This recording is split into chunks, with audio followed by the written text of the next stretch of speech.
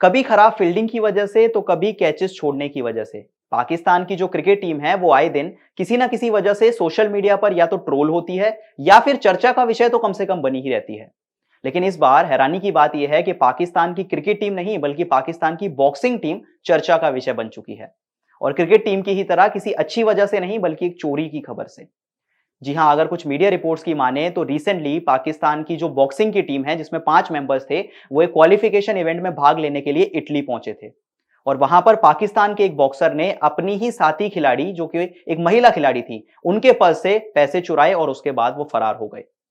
जी हाँ, आप सोचिए ये कितनी हैरानी की बात है कि एक खिलाड़ी जो कि अपने देश को इतने बड़े इवेंट में रिप्रेजेंट कर रहा था, वो चोरी करके फरार हो जाता है।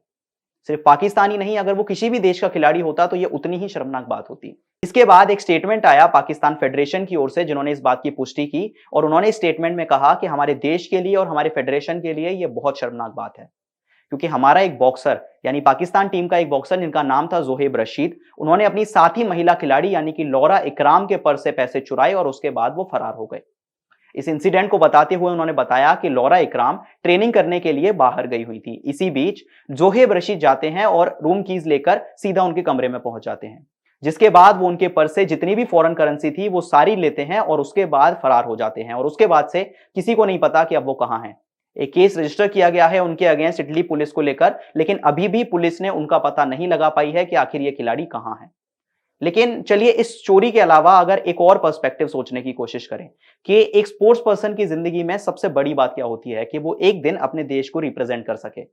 और इसके अलावा इससे भी बड़ी बात यह होती है कि वो एक दिन अपने देश के लिए कोई मेडल जीत सके, फिर चाहे वो किसी भी लेवल पर हो, स्टेट लेवल पर, नेशनल लेवल पर या इंटरनेशनल लेवल पर, चाहे एशियन गेम्स में, चाहे कॉमनवेल्थ गेम्स में या फिर ओलंपिक्स में। बहुत बड़ी अचीवमेंट मानी जाती है जब एक खिलाड़ी अपने देश के लिए एक मेडल जीतता है और हर खिलाड़ी का यही सपना होता है। तो सोचिए उनके दिमाग में क्या चल रहा होगा, मतलब जोहेब रशीद के दिमाग में क्या चल रहा होगा कि उन्हें इस तरह का कदम उठाना पड़ा कि एक इवेंट में, ओलंपिक जैसे इवेंट में वो गए हैं पार्टिसिपेशन के लिए, वहां पर क्वालिफाइंग इवेंट चल रहा है, लेकिन इससे ज्यादा जरूरी उन्हें ये लगता है कि वो पैसे चुराकर और फरार हो जाते हैं। क्या एक बार इससे पाकिस्तान की स्थिति पर बात करना जरूरी नहीं है? क्योंकि ऐसी सिचुएशन या फिर ऐसी कहानियां पहले भी बहुत आई हैं। क्रिकेट टीम की आप बात करें तो कई बार फाइनेंशियल केसेस सामने आ चुके हैं जिसको लेकर पाकिस्तान क्रिकेट बोर्ड भी कई बार चर्चा का विषय रह चुका है और अब इस बार आया है पाकिस्तान फेडरेशन। क्या इस फेडरेशन के पास अपने खिलाड़ियों को देने के लिए इतनी फैसिलिटीज भी नहीं है कि इतने बड़े इवेंट में जाकर जब उनका ध्यान अपनी बॉक्सिंग पर होना चाहिए या अपने स्पोर्ट पर होना चाहिए, लेकिन वहां वो क्या करते हैं, जाकर चोरी करते हैं, अपनी ही साथी खिलाड़ी के पर्स से पैसे चुराते हैं। ये और ज्यादा शर्मनाक बात है। ऐसा नहीं है कि किसी और खिलाड़ी या किसी और देश के खिलाड़ी के पैसे चुराए, अपनी ही साथी महिला खिलाड़ी के पैसे चुराकर और वो उसके बाद फरार हो जाते हैं। बहुत शर्मनाक बात है ये पाकिस्तान के लिए। और अब पाकिस्तान ही नहीं, ये एक ऐसा विषय है कि अगर किसी भी टीम का कोई खिलाड़ी होता जिसने इस तरह की हरकत की होती तो वो उतनी ही शर्मनाक होती।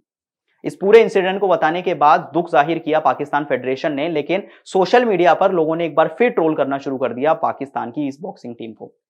अब जोहेब रशीद की अगर बात करें तो कोई नॉर्मल खिलाड़ी नहीं है। ऐसा नहीं है कि उनकी इतनी ज्यादा इंपॉर्टेंस नहीं है। रिसेंटली एशियन चैंपियनशिप में वो पाकिस्तान की टीम को ब्रॉन्ज मेडल जिता चुके हैं।